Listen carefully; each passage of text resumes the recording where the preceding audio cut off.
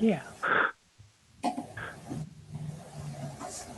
hope he took a picture of the mountain lion with a cell phone. He did. Oh. But it burned up in the fire. Oh.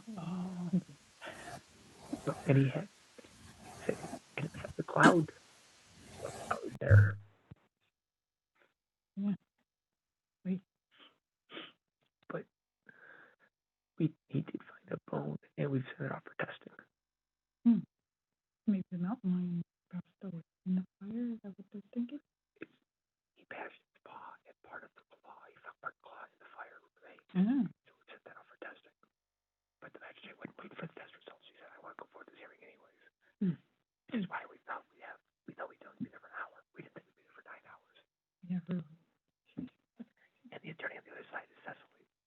Oh, gosh. She points out that's her area of expertise, not mine. And she's right. Are you here Wednesday or? Yeah. Okay. And I need to check with you on a meeting for Hunter on a week from today. Right? Yeah. Yeah. Hello. Hi. Hello. We're still waiting for, we only have 2 of the members of the BZA with us right now. So we're still waiting for Jonna and Benjamin and David Mail. Okay. Cool. No, Jake, was that you I met yesterday? This is Jeremy Bain. No, I was Jeremy Baines. I met yesterday when I was taking a peek at your property. Yeah, I'm here. Okay, cool. I wonder if you met our neighbor, Who's your neighbor? Sam Madden? Sam Boardley? Bordelais? No. No, okay. Because the 2 fence ones, I didn't even get out of the car. I was able to see what I needed to see from the street. Perfect. I hate to go snooping too much because it looks suspicious to people when you're out walking around their house and looking at stuff. You just got one of those faces, Paul. Well, you know, That's funny. That's hilarious, Jonna. now should I make you jealous and move over so you can see my Fender Calc? I couldn't think of the name. Oh. Yeah, that's a nice one. It was Paul Braden down at Woodsy's. Mm-hmm. You mentioned that, I think, last month. That's awesome. He's such a good guy. He is really a good guy. He belongs to my church, so we get a lot of goodies at church from him. Plus, we buy a lot of our stuff for the school district from him. Sure. Yeah, it makes a lot of Let's sense. make this bigger. Now everybody's bigger. I can see y'all. The video conferencing solution that we use at work has an option. I can't remember. They call it like together mode, and so you can take everyone's head and it'll put them in like a chair. But because everyone's at a different distance to the screen, you end up with like giant people and itty bitty people, and it looks like it's like looking into a theater with all the seats filled. It's really bizarre. Can't get used to it. Yeah. Maybe I should try that for a BZA meeting. I'm sure that would go over well. It'd be entertaining, but I think it's like only the person, you only would see it on your screen. It's whether you choose to sit everyone down. Gotcha.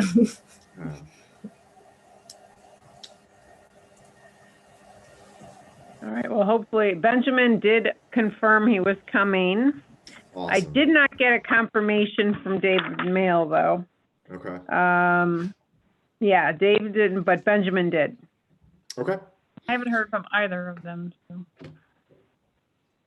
Well, we can give them another minute or so, and then we can start in with the preamble. I don't know if I did. Yes, you did. Okay. Eric didn't. Oh. You didn't accept the meeting. Well, I never accept the meeting because I'm here coming in person. I don't want to confuse her. I'm looking at David Mail's number. Benjamin too. He was. Oh wait, Benjamin's here. I was gonna say he was. Oh, and there's. Oh, we got them both. All right. They're coming. It's good timing. Yep, they're Ms. both, Benjamin? they're both lining up here. Popped them up. Got one phone ring. And here comes David, I think. Mhm. It's connecting to audio.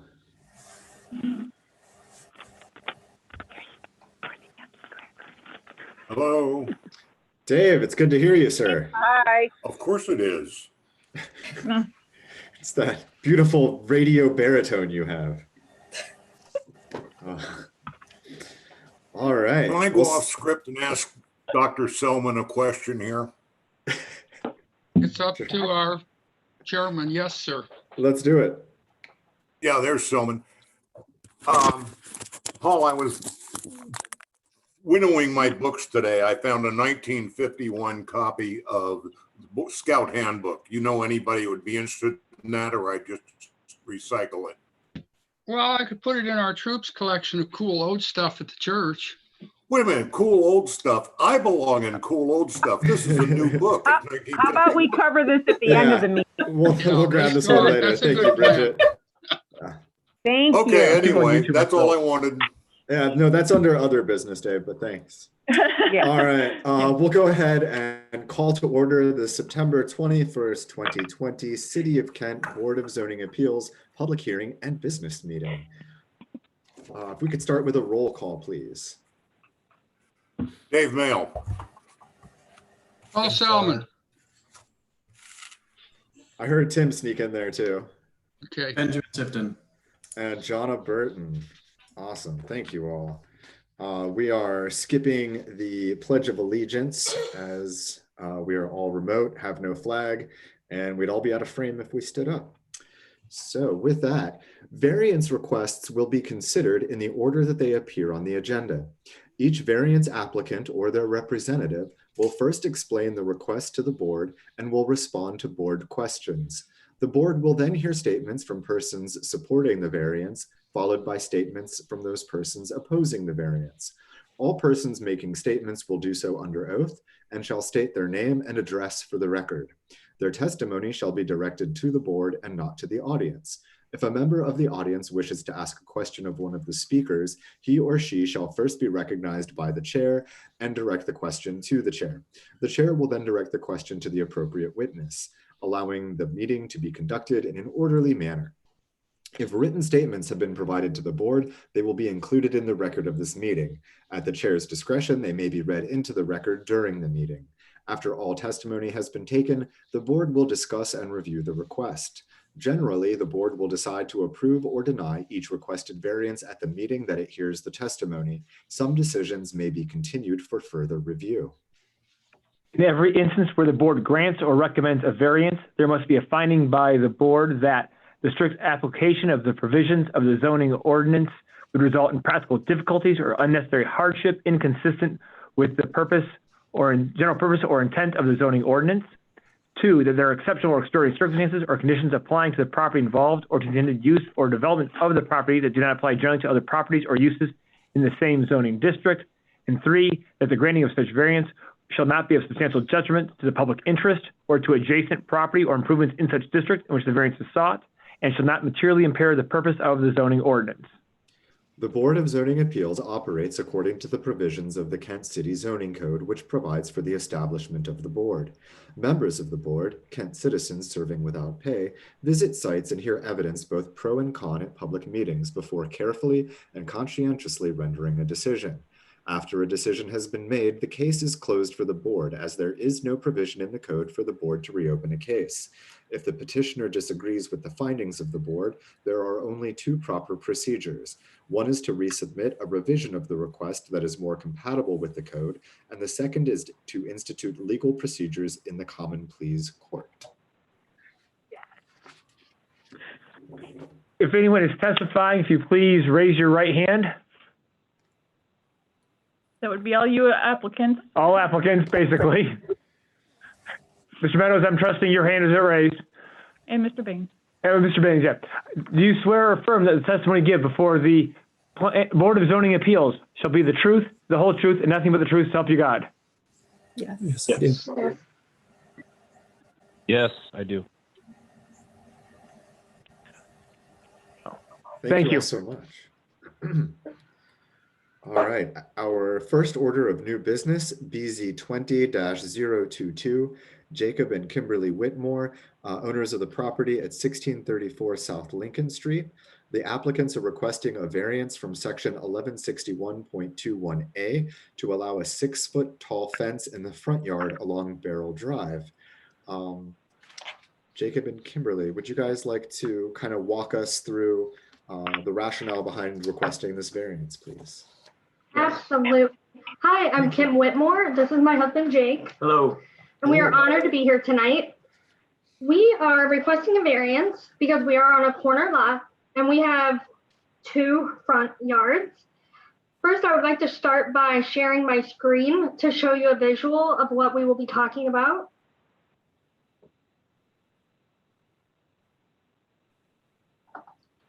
Are you able to see my screen?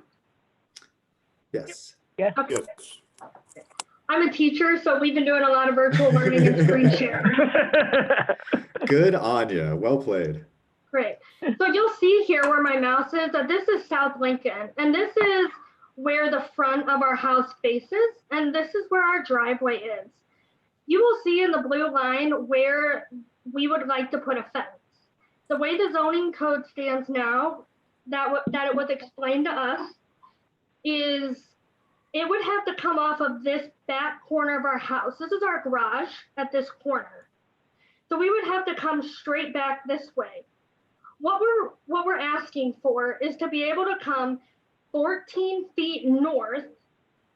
You'll see there is already a natural barrier here. We have trees, 3 bushes, and another trees.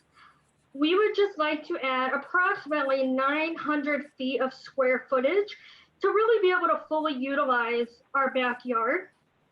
2 reasons that we would like a fence is Barrel traffic is pretty heavy, especially when the university is in full swing.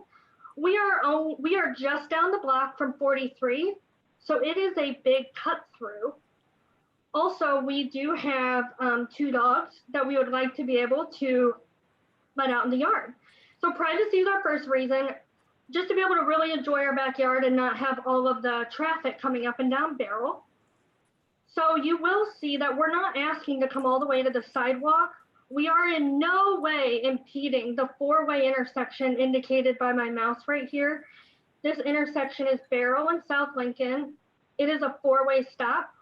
So although it says that we want to put a fence in our front yard, I hope you're not misled or misunderstand that we want to put a fence blocking off the front of our house. We also do not want to come all the way to the sidewalk. Included in our application was from the neighbors that are located over here, Chip and Elizabeth Eakin. Did you guys receive that letter with our application?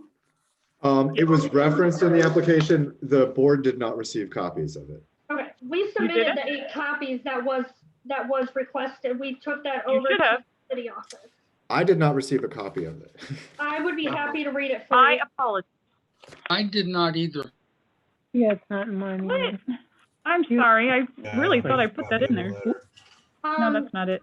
Well, We can read it. if you want. We'll read it. Okay, we also have a copy that we can read as well. Go ahead. Okay. Dear board members, this is from Chip and Elizabeth Eakin. We are the neighbors at 440 Barrel Drive, adjacent to Jacob and Kimberly Whitmore. We have discussed the request for a variance for the privacy fence along Barrel Drive and are in support of this request. Given the thick natural landscape along their Barrel Drive frontage, as well as their requested location of the fence, we do not feel the approval of the request will cause a detriment to our property or the neighborhood. We believe the requested location for the fence does not in any way hinder the vehicular views of the corner of Barrel Drive and South Lincoln Street, or for us pulling out of our driveway. Sincerely, Chip and Elizabeth. And it's signed by them as well. Thank you. We did discuss this with them at length. If you can see where I'm kind of moving my mouse right here, you can see that they share majority of the fence length, and that corner would impact them, and we do have their support. I'm going to scroll down for a second. These pictures were also included in our application. Did you guys receive these? Yes. We did. So I I drew on here, you can see this is Barrel Drive. I'm standing in the intersection. You can see where the fence would come out. The side of our garage is still fully visible along with our front door. You can see how the fence is planned to go behind the trees and the bushes that are already there. We will not be taking that line of foliage down. Here's another view straight on, standing on South Lincoln Street. So you'll just see 14 feet of fence looking straight onto the property. And then here's kind of a corner view of what it would look like. Again, you can see a distance from the fence to the sidewalk. And again, it's at the back corner of the house. Mm-hmm. So, Excuse me. I'm sorry.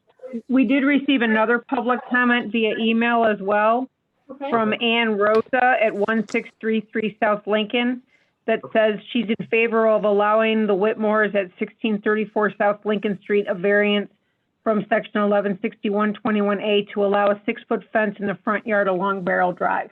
So there was another resident that submitted in favor. And I believe that's the neighbor directly across the street. So they face the front of your house on the opposite sir. side of South Lincoln, correct? Yes, sir. Okay, great. Did you guys receive our cover letter? We did. Yes. Okay, and then we went over the letter from Chip and Elizabeth also in support, and we also just went over the map. So we're asking for the variance to have approximately additional 900 feet in order to fully use our backyard. We have a well-maintained Kent property. We are proud Kent residents, and we would just really like to make this our home and really just be able to enjoy our property. Excellent. Thank you so much. You're welcome. Are there any board questions for the applicants at this time? I have one. What will the fence be? Wood, vinyl, white, brown? We are planning on doing a white vinyl fence, 6-foot privacy fence. Benjamin? One additional, why a 6-foot fence and not a 4-foot fence? So the 6-foot fence would prevent our dogs from jumping over the fence. We have a yellow lab who loves to jump. She's pretty athletic. She's pretty athletic. And we have a Bernese mountain dog who is a rather large dog. And if you were to get his front paws up on the 4-foot fence, he'd be able to climb over. Atlas just pushed through it. Yeah, he might, but he's a very sweet, loving dog. So. And we would also just like the privacy. I mean, I'm 5 foot tall.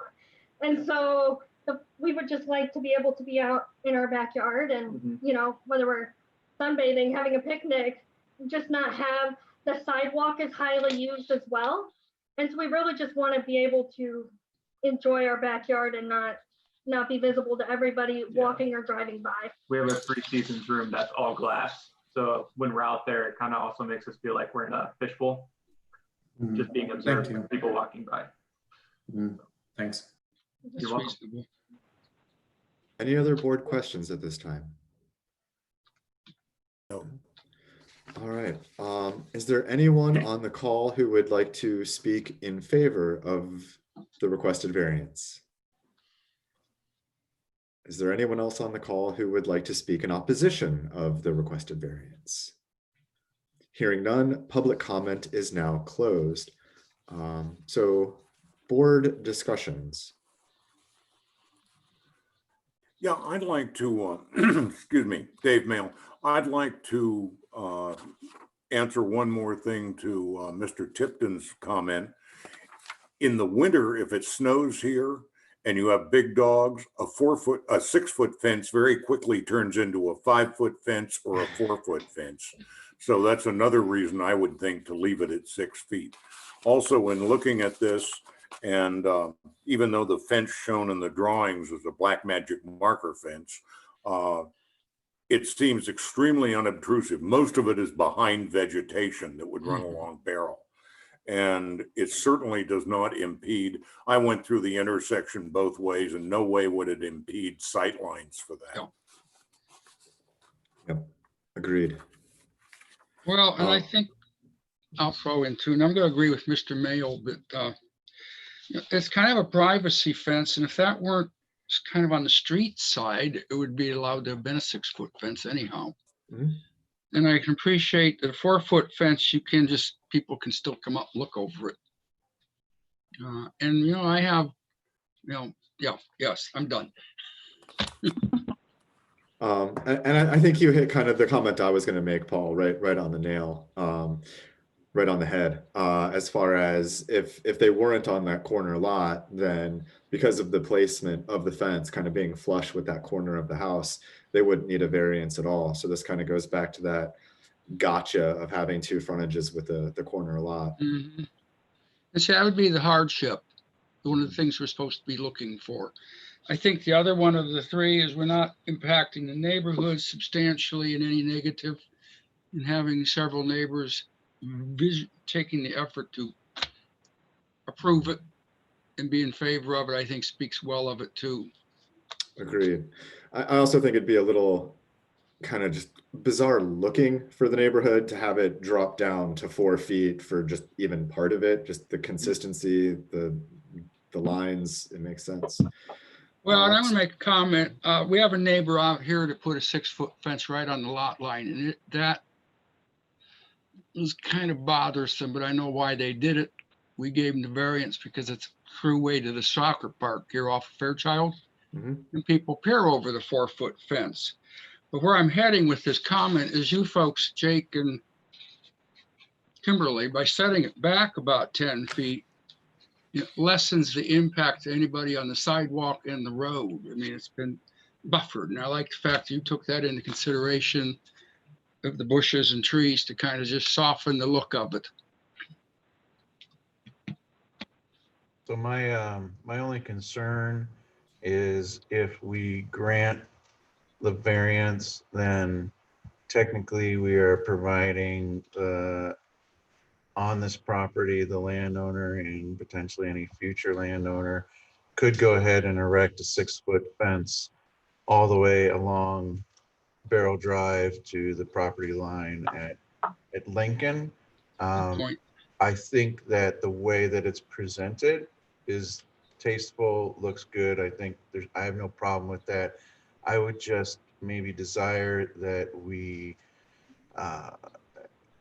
amend or qualify anything we would give them, just to say that it would be built as submitted and maybe not, or restrict it maybe from not going 6 foot past the back of the house, so that somewhere in the future someone doesn't decide to build a 6-foot fence up. You follow what I'm saying? I just Yeah, so kind of using that 14-foot measure they gave us from that north side of the house.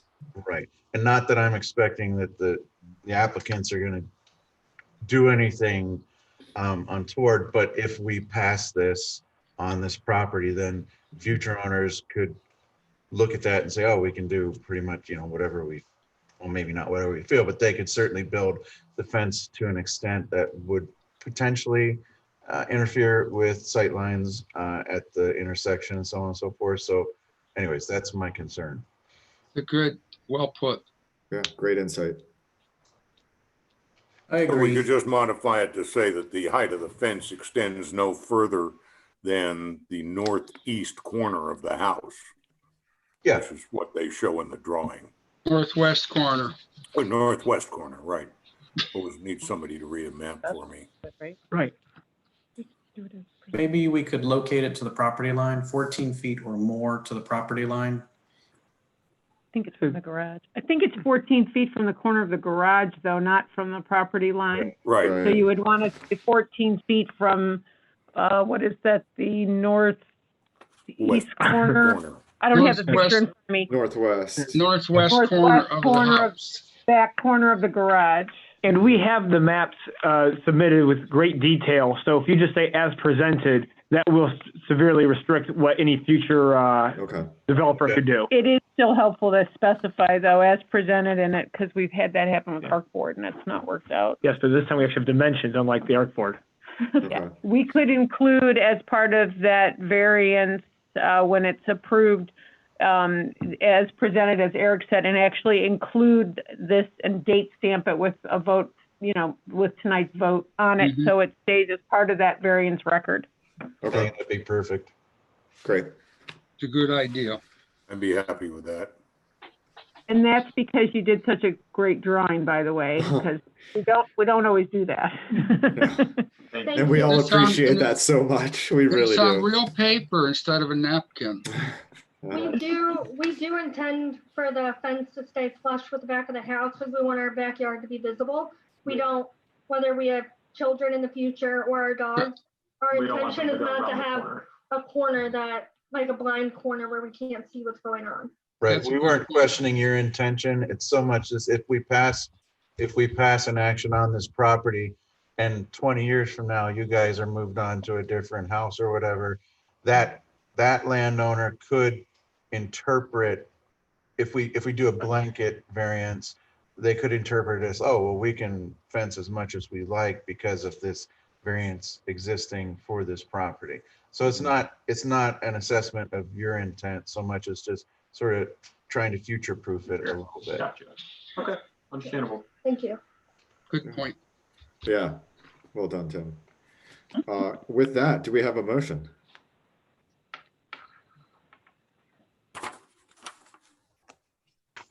Yes, I will. In case BZ 20-022, I move that we accept the applicant Jacob and Kimberly Wetmore, residents of 1634 South Lincoln Street, and grant their request for a variance of section 1162.21 alpha to allow a 6-foot tall fence in the front yard along Barrel Drive as presented in their attached drawing. I'll second that. That's 1161.21, correct?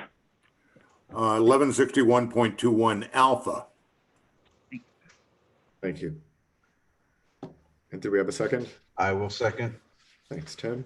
Let's vote, please. Aye. Yes. Yes. Yes. And yes, the variance is granted.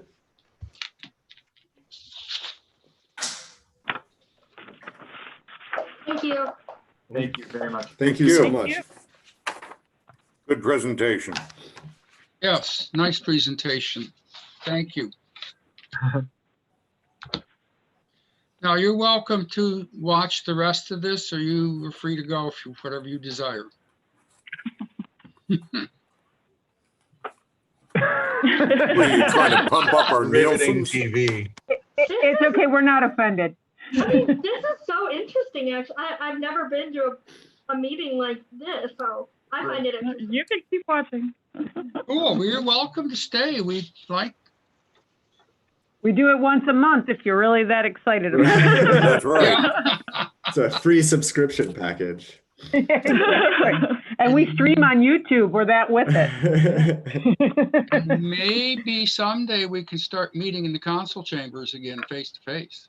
Ah, Not while Portage County's at a level 3, we won't be. Oh, I know that Code well. red. I don't stray far from this house right now. Okay, so next case, Next order of new business, BZ 20-023. The applicants, David and Rebecca Blackwood of 1034 Middlebury Road, are requesting a variance from section 1161.21A to allow a 6-foot tall fence in the front yard along Monroe Falls, Kent Road. Rebecca, David, I see you are here. Would you please walk us through your variance request? Hi, yes, thank you. I'm David Blackwood. This is Rebecca.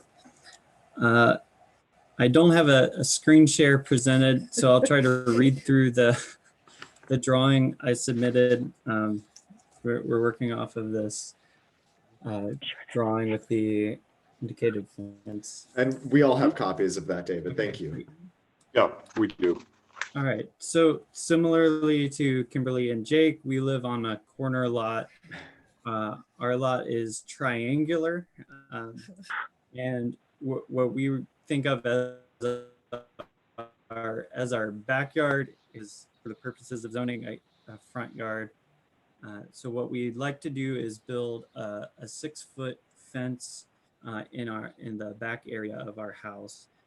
It would extend from the back of our house toward Monroe Falls, Kent Road. And we were going to have it 12 feet from the edge of the road. It extends beyond the, say, the western side of our house a few feet to follow the property line of our neighbors. And the reason we would like it is because we've recently brought in a dog into our family, and we'd like to give him a safe place to play. We also have a 5-year-old son, and so it'd be nice to have a location for him to play that has some separation from the road behind us. Great, thank you very much. Questions from the board at this time? Not at this time. I see you're going to make it out of wood. Yeah. You state that on your paper, your map here. Right. Yeah, we'd like to do a 6-foot wooden fence.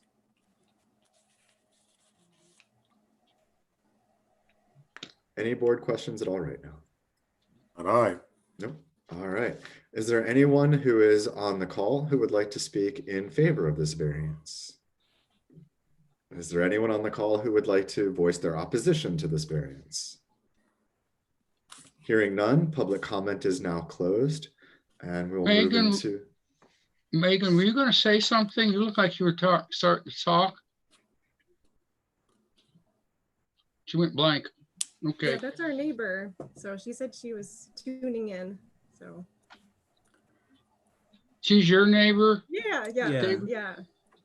Do you know what her address is? There's Megan. I don't know. There she is. Hi, Megan.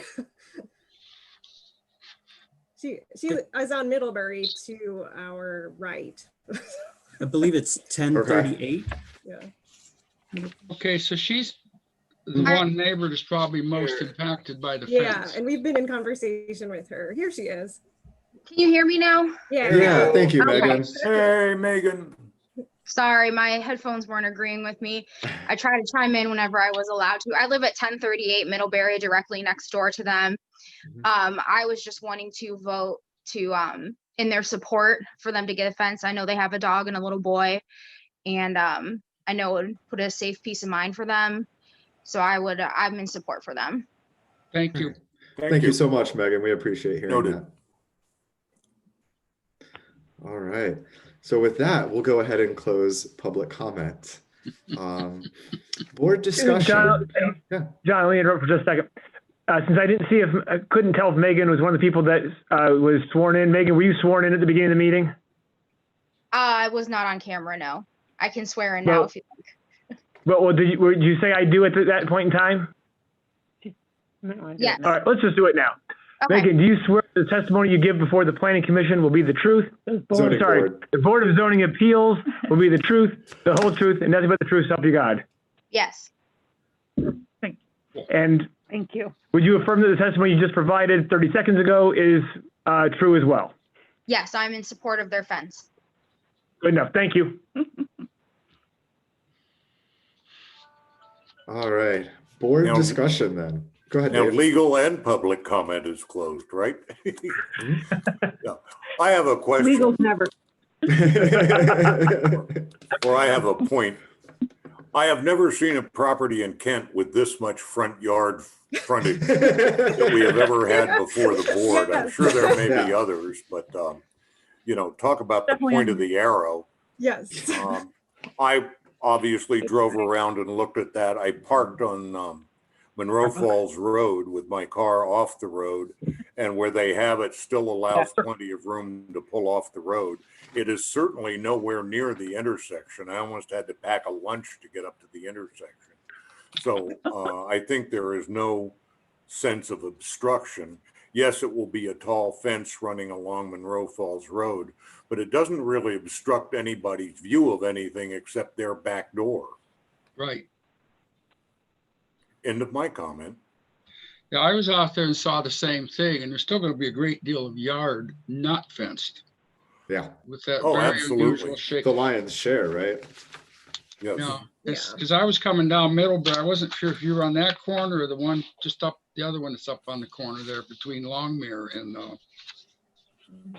see, you're another one of those peculiar lots. So you have 2 front yards. Yeah. Yeah. Oh, yeah. So it's, you know,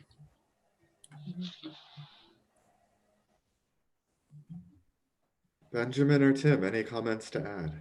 I was just gonna say that similar to the prior case, Mhm. I think that we should approve it based on the site plan submitted. Mhm. Again, just because if we give carte blanche, they could fence all the way out, and it's a weird intersection with, Mm-mm. 4 stop Yeah. signs and not a right angle in sight. So I would just say, if we want to approve it as submitted. I think what they are planning is perfectly reasonable. I don't have any problems with that. My concern just, it follows from the same discussion we had earlier. you don't want to give it an unlimited. Sure. Yeah, I echo. The hardship is obvious with the front yard situation.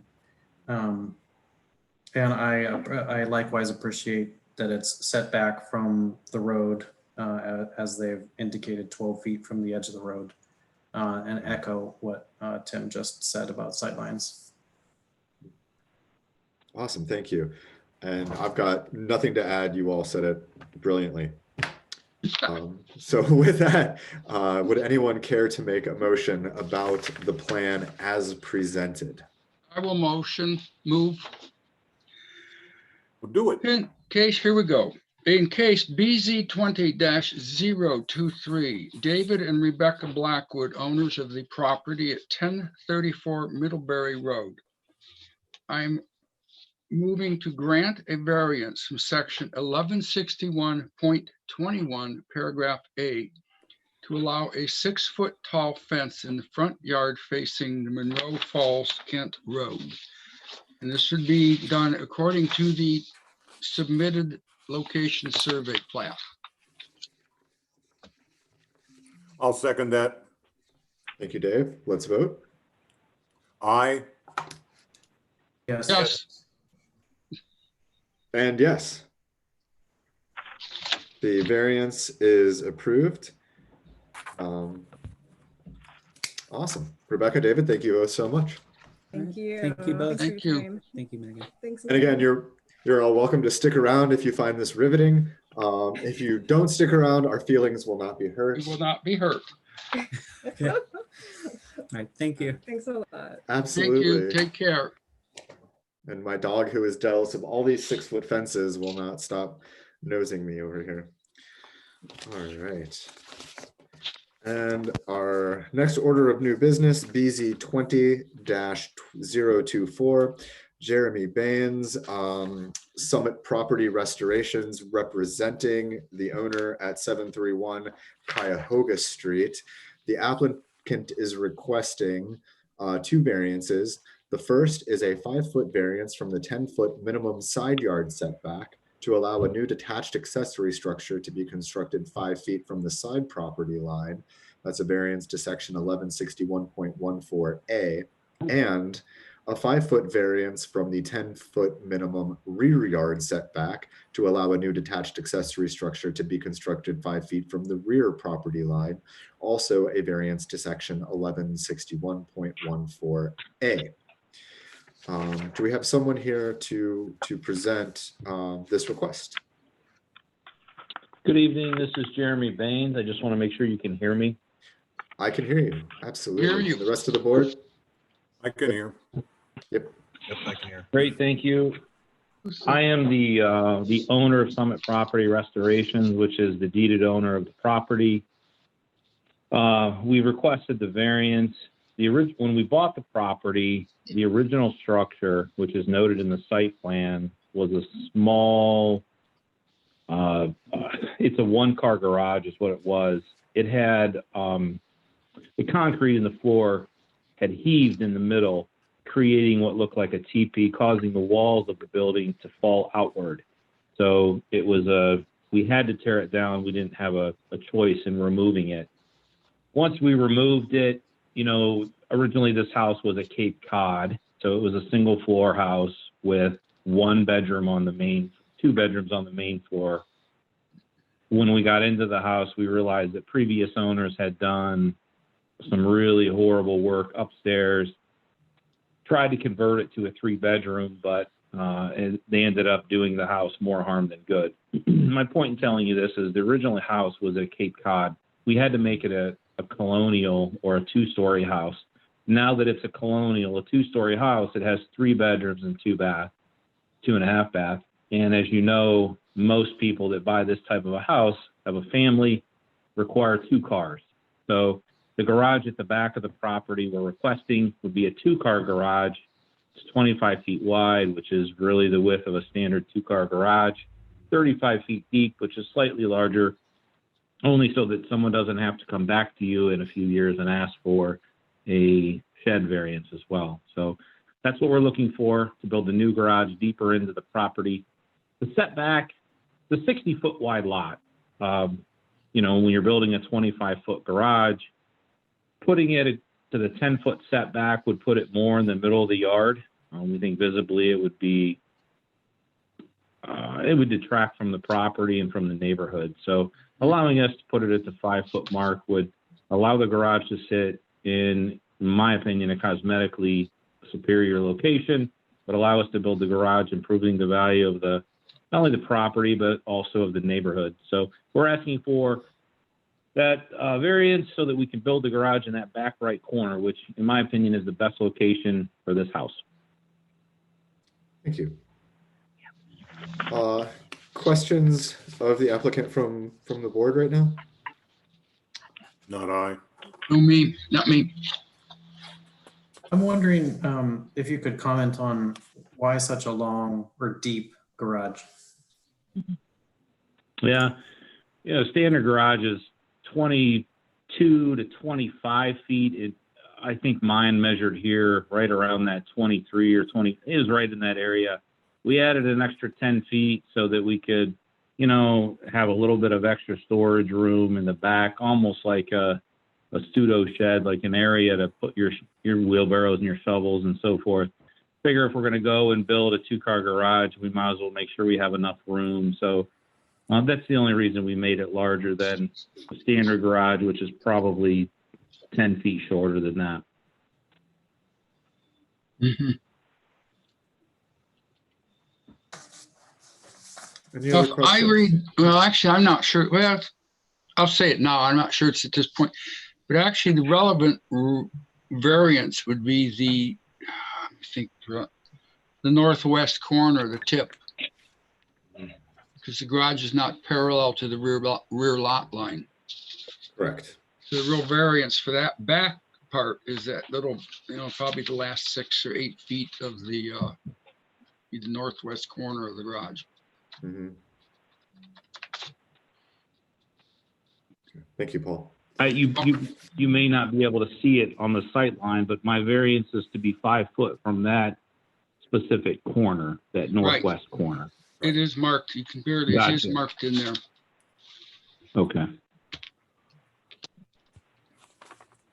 All right. With that, we'll open it up for public comment. Is there anyone on the call who would like to speak in favor of the requested variance? Is there anyone on the call who would like to speak in opposition of the requested variances?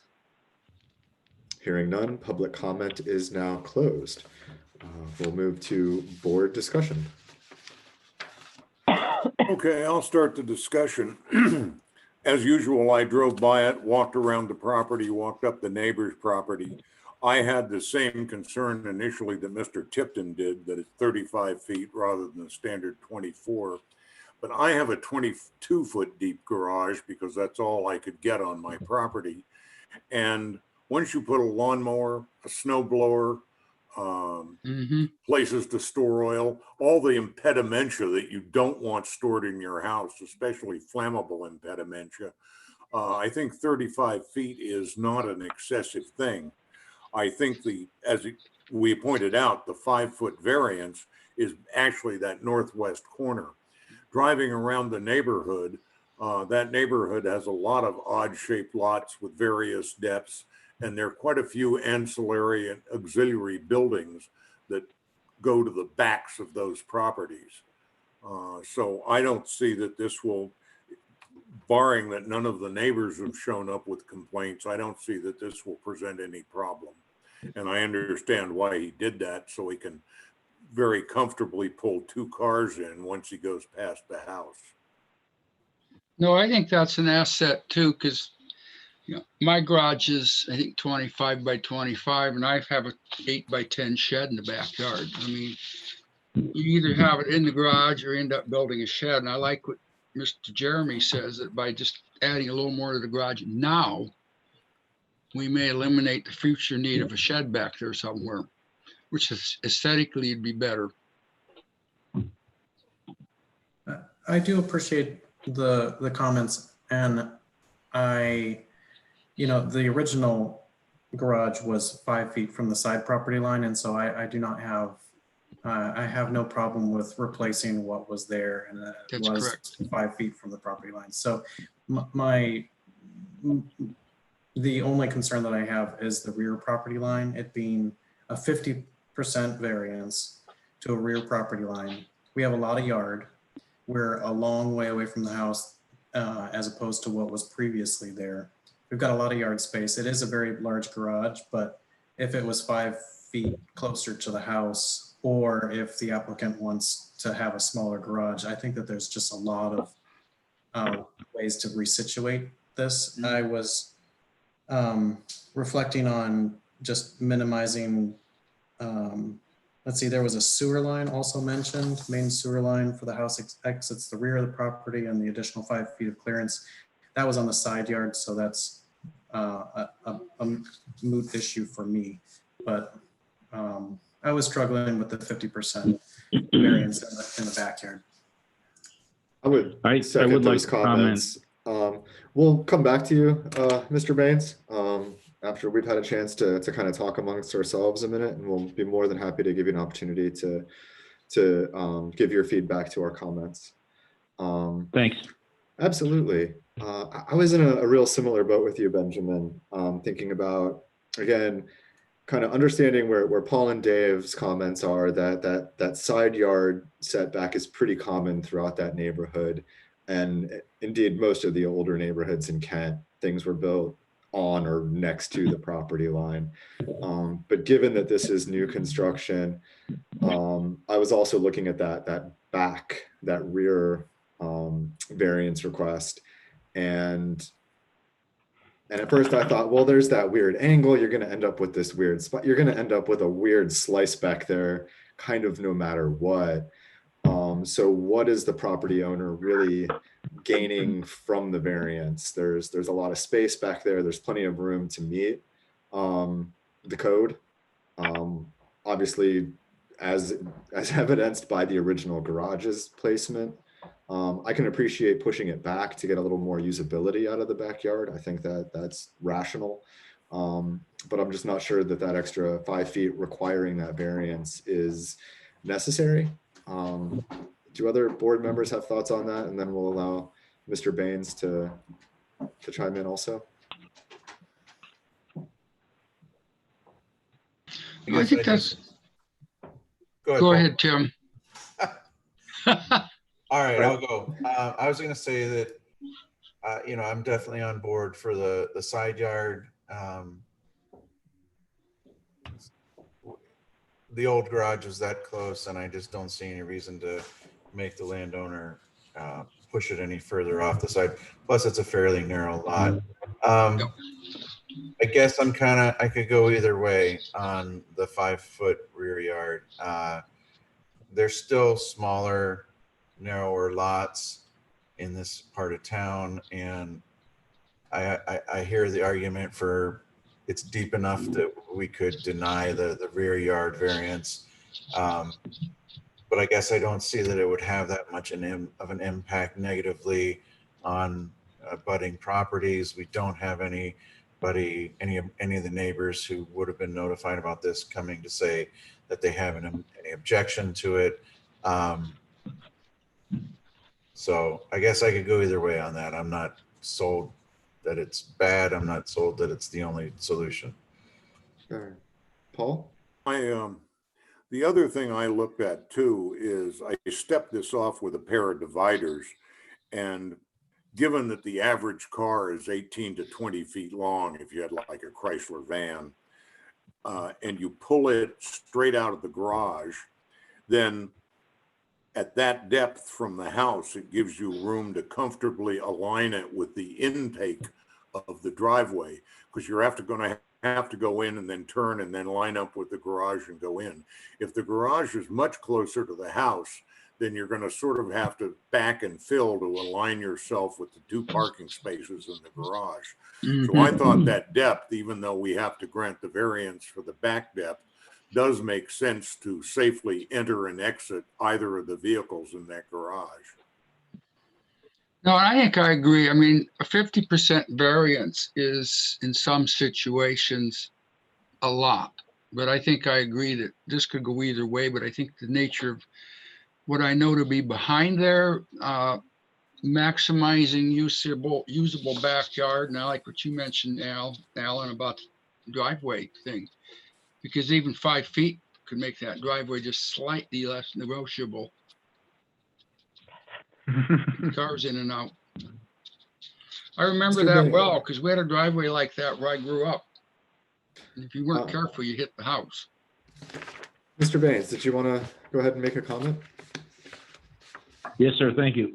Absolutely. The only thing I wanted to add, and I wasn't sure if everyone fully understood it. For some reason in this house, the sewer line extends out the rear of the house and travels 18 feet to the north, and then it turns left. Oh, so, okay. As was stated by one of your members, the driveway, of course, would flare out to meet the garage, and I just didn't want to risk having the garage over top of a sewer line, just in case it needed to be cleaned out or worked on. So that was the other reason that we asked for the rear variance, is to make sure that that flare out wouldn't actually cover the sewer line of the house.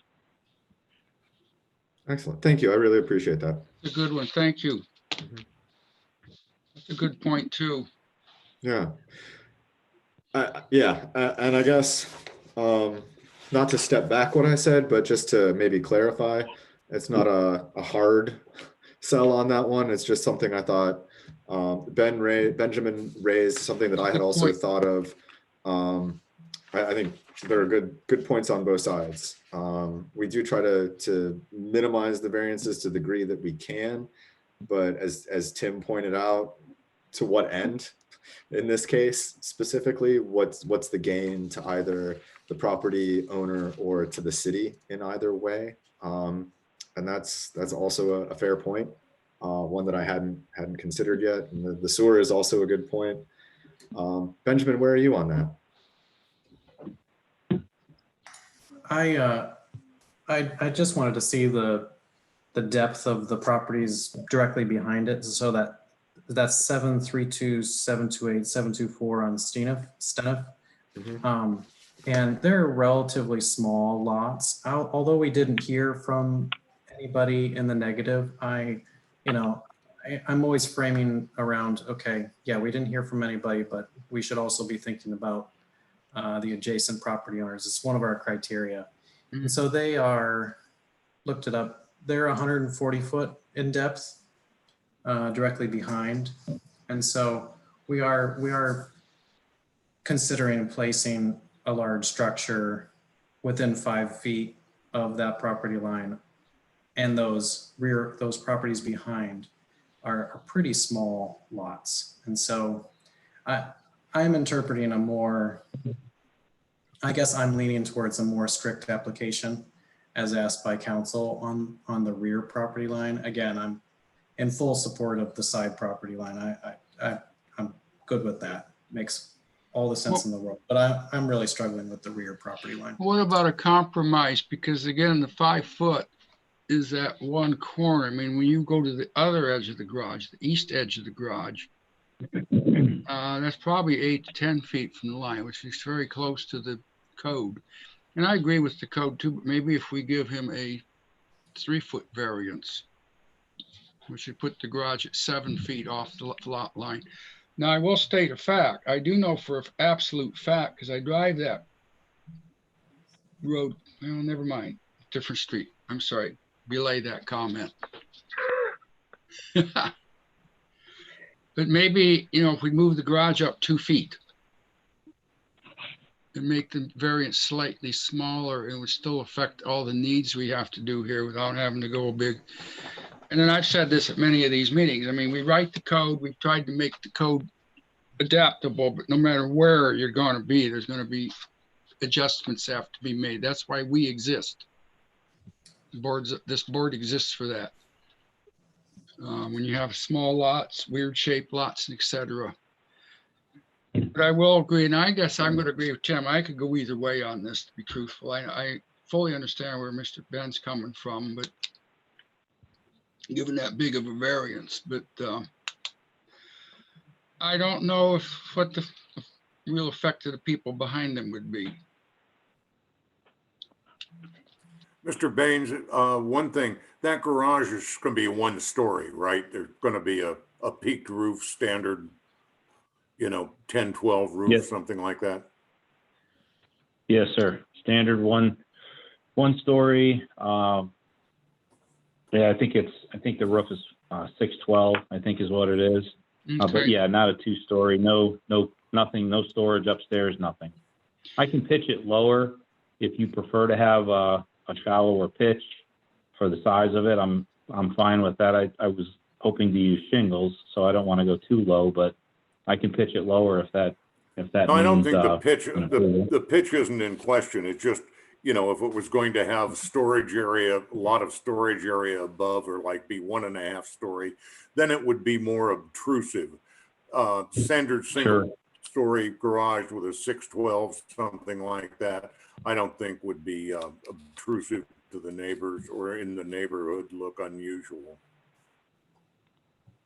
No, I'm thinking 612. 35 by 25 foot garage in that neighborhood is pretty unusual. I mean, that's a pretty big garage for any of the older neighborhoods, especially. Where are you going to build your boat? Yeah, your house. The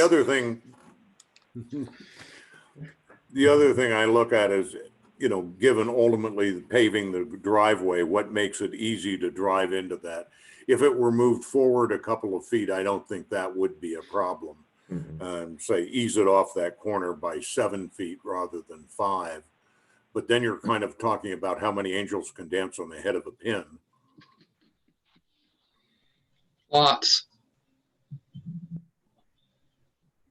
But I have no objection to that. If maybe Mr. Baines would comment if you skidded it forward 2 to 3 feet, would that, he hasn't built it yet, so that, you know, it's just a matter of where it gets built.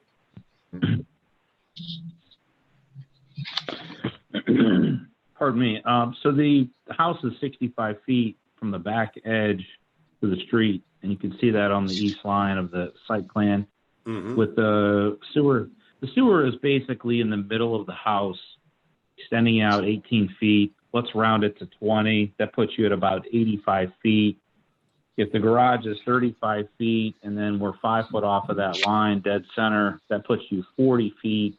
So the combination of those two puts you 120 feet. That still leaves me with 50, I guess 50, roughly 52, 53 feet to flare it out. I would need at least probably 30, and that would be a tight flare, but yeah, I probably could do it and stay away from that line, and you know, you guys don't have to approve a tight variance like that. By the same token, for the long and beneficial use of the house, you know, people are going to be driving back there all the time, and you don't want to make it too tight. That's why I was saying, you know, maybe split the difference, make it, you know, 7 to 8 feet off of the property line in back, not the 10. Yeah, I think either way, I'm going to miss that sewer line. So whether I'm 5 foot or 7 foot, I don't think it's going to be an issue. If I, would I prefer to have it at 10 feet, or excuse me, at 5 feet? I would. But it would be for selfish cosmetic reasons. Are we avoiding that sewer line more by pushing it back? Yes. But I really, even if I was at 7 foot, I really don't think that my flare is going to come over top of that sewer line, just based on the math we just did. So quite honestly, whatever the board decides is fine. I can get behind 7 feet. Benjamin, I see you nodding. Okay. I'm happy with that, and I Me think, too. Benjamin, are you happy with that? Yeah, that's fine. I was looking up the property records of the houses behind, and one owner is in Georgia, one owner is out of the city. So these are rentals, and so they didn't even receive the letter, and so they don't even know that this is potentially going to be built. And so Yeah. 7 feet is a good happy medium. Really, it doesn't have to. I don't have to be hardline on 10 feet, strict application, etc. So I think that this is good. It's pushing off a little bit. So thank you to the applicant. If I can add, flexible. Yeah, if I can add just one thing that might make you feel more comfortable, both of the properties to the north, which is at the rear of the house, both of them have built sheds or other all-purpose buildings right on the property line with no setback. So I can't imagine that you're going to have any complaints about mine with a variance when theirs is literally sitting on the property line. So, well, renters are much less likely to complain in general too. So yeah, you got two good things going in your favor there, I suppose. All right, do we have a motion on this, friends? Sure. In case BZ 20-024, I recommend that we approve the owner, Jeremy Baines, Summit Property Restorations, who's the owner and also general contractor for 731 Cuyahoga Street in Kent, Ohio. I move to approve his variance from section 1161.14 alpha for a 5-foot variance from the 10-foot minimum side yard setback to allow a new detached accessory structure to be constructed 5 feet from the side property line. Second that. Thank you, Tim. Let's vote. Yes. Yes. Yes. Yes. Paul? All right. Yes. The first variance is approved unanimously. And for the second variance, we had talked about reducing that from 5 foot to a 3-foot variance to allow 7 feet from the property line. Is that still what we all agree on? Yes. Yes. All right. Do we have a motion on that one? Okay, I move in case BZ 20-024, property owned at 731 Cuyahoga Street, Kent, Ohio, the owner Jeremy Baines, Summit Property Restorations. I move that we approve a 7-foot variance from the 10-foot minimum. It's a 3-foot variance. 3-foot variance. A 3-foot variance. Yes. Good point. Well, wait a minute. Excuse me, off script here a minute. He's asking for a 5-foot and we're adding 2 to that, right? So it's a right, I understand. A 3-foot variance from the 10-foot minimum rear yard setback to allow a new detached accessory structure to be constructed 7 feet from the rear property line, a variance of to the Kent zoning code of section 1161.14 alpha. Great. I'll second that. Let's vote, please. Yes. Yes. Yes. Yes. And yes, that motion is approved unanimously as well. Mr. Baines, thank you very much. We appreciate your willingness to compromise with us a little bit there on that. Good luck with the rest of your project. Thank you to the board for thank you to the board for the consideration and approving the project. Appreciate what you guys do, and thank you very much. Thank you. We Welcome. appreciate it. Take care. Have a great night. Thanks. You too. All right. That brings us to our meeting minutes from the August 17th, 2020 meeting. Does anyone have any changes, addenda, modifications? It looked good to me. So in our last meeting, the previous meeting's minutes were all kinds of messed up and we didn't approve those. Are we not going to see those or ever get a chance to review those and approve those? Good point. They were the June ones? I thought we sent those and did those last time. I will check on those. That would have Thank you, been for the June meeting?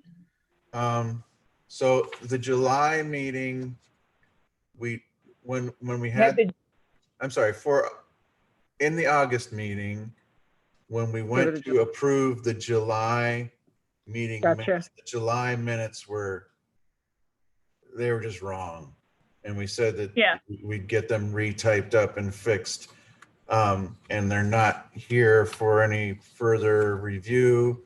And it is in our minutes here that was, anyways, it's just, these minutes that we're looking to approve are fine. I'm just bringing up the matter that those never got approved because they were in such a bad shape. Yeah. I'll check on that. Double check, because we approved the July 20 minutes in here. Yeah, I think it was the June ones that were wonky. All right. Yeah, I think it's June. Yeah. I'll double check. Yeah. And I Thanks, Tim. think maybe you missed that meeting that we approved those, but I'm not sure, Tim. I will double check. Thank you. So it is I the June remember minutes, something was right? messed up somewhere. I think so. Right. I remember that. Right. Yeah, it was the June ones where it had like she pre-typed it. Yeah. Yeah, exactly. Okay. Okay. I'll check. Right. We'll double check. Back on track, I would move that we approve the Kent City Board of Zoning Appeals public hearing and business meeting notes for August 17th, 2020. Second? I will second. Those in favor? Aye. Yes. Yes. Aye. Aye. All right. Yeah. The August 17 meeting minutes are approved unanimously. Do we have other business? No, and as of right now, we don't have a meeting next month, right? Right. And as of right now, there's no meeting for next month. We didn't get any cases submitted by last week's deadline. So if we do need to bring those June minutes back, it'll be in November. So, Okay. Cool. so no October meeting. And our salaries will be subsequently adjusted. All right. Right, exactly, to zero again. Whew, that's a relief. It's like scouting. We just keep adding zeros on our salary. By the way, I have 74 days left till I retire. Wow. Congratulations. But who's counting? Right. 4 days in a woo. Yeah. All right. Well, if there is no other business, I move to adjourn. I'll I'll second. second that. Those in favor? Aye. Aye. Aye. Awesome. Thank you all so much. Thank you, Bridget. Thank you, Heather. Thank you, Eric. Thank you. Thank Thank you. Thanks, you. everybody. Have a Be good one. safe all, and We we'll can see zoom in you. on this. We will see you in parentheses in November. Terrific. Good night. Yes, in November. Good night. Good night. I know.